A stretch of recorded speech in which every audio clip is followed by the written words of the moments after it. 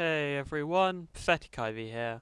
I don't know if I've ever talked about this, but I am a massive fan of a YouTuber known as Pastra.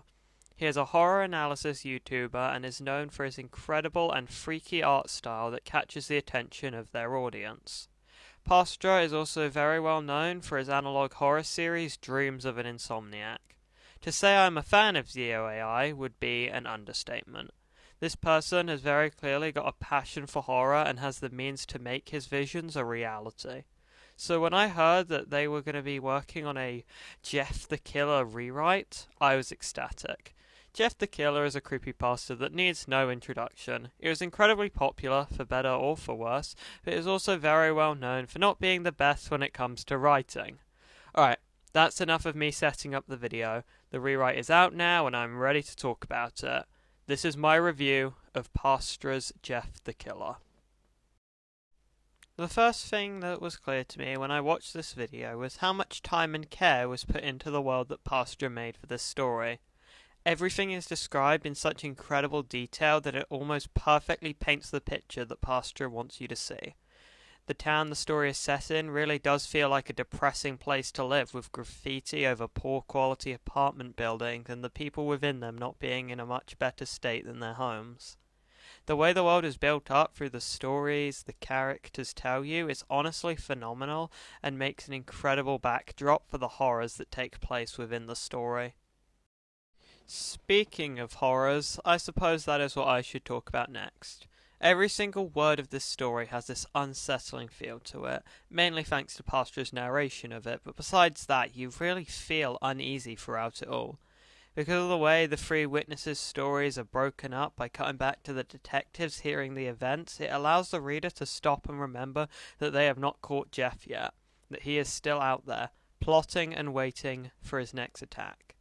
Speaking of the witness stories, they are honestly some of the best parts of the whole thing. Every single one of them is tense and terrifying. I'm honestly really surprised by how much a bunch of words was able to scare me. Through the characters' interactions with him, Jeff really does feel like the monster in human skin that the story portrays him as. He is violent, cruel, and physically overpowers everyone he comes across. His design also really helps elevate the horror.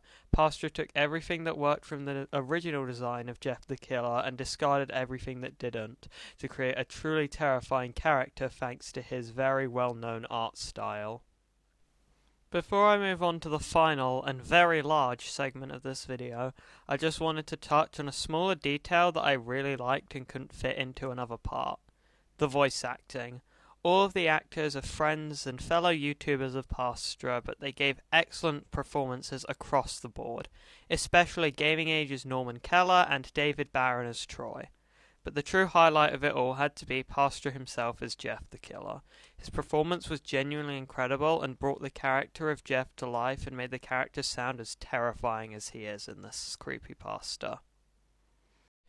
Alright, it's time we talk about the largest improvement of the entire thing. The story itself. For a bit of context, the original Jeff the Killer, written in 2011, is very infamous for its over-the-top and way too serious story. Couple that with some unintentionally hilarious dialogue, and it was a story that nobody could take seriously.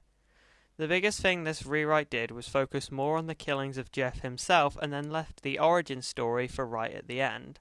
I think this was an incredible decision because it gave the story more of a murder mystery feel as you followed the two detectives, Samuel and Norman, as they ask questions to people who encountered Jeff until they eventually meet with Jeff's brother, Lou, and he explains everything.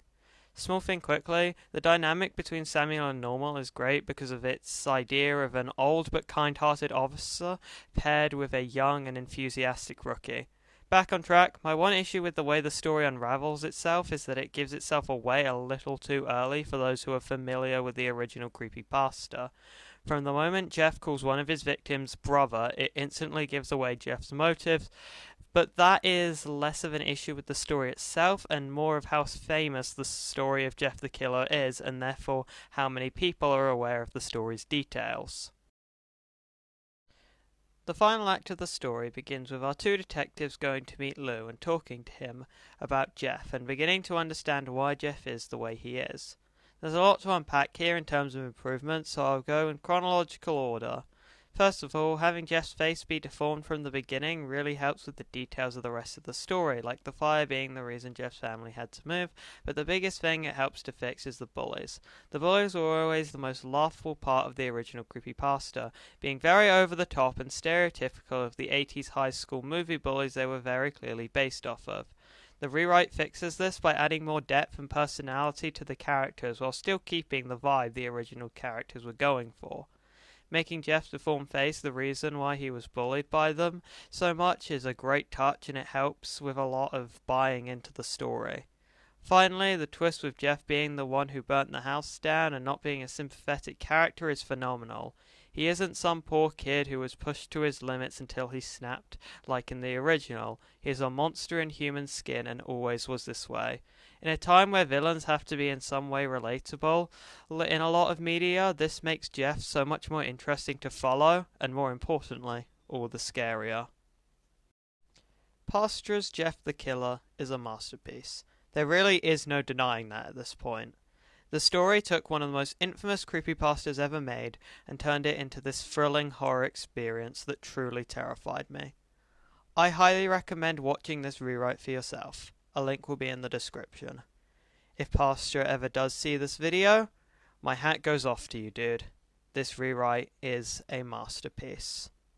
On that note, I've been Pathetic Ivy, and I bid you farewell.